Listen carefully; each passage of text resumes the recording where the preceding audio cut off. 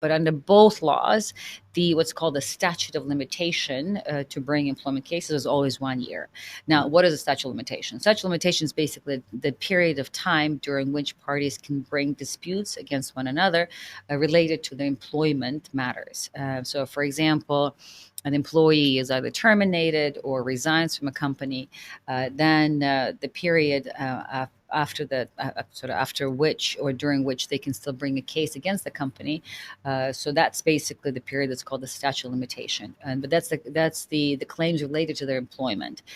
So, for example, an employee was terminated and received part of their end of service or part of their payment, and there was some agreement between the company and the employee to for the company to pay off the fees over a certain period of time. So, and let's say something happens and it doesn't, the payments, or the company does not make those payments or does not pay the end of service altogether, and we hear a lot of cases like that. In fact, until now, the period to do this was just only 1 year. So 1 year is actually not so as long as it may sound.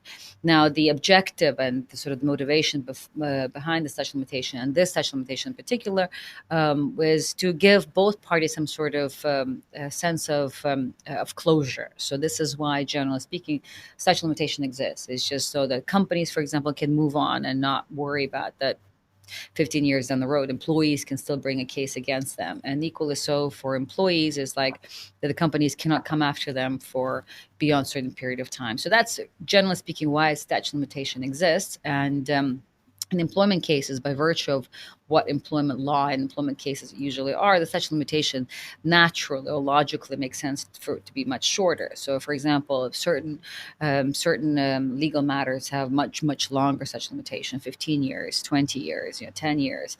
So in employment cases, because it's about employment, it's a much shorter time statute of limitation.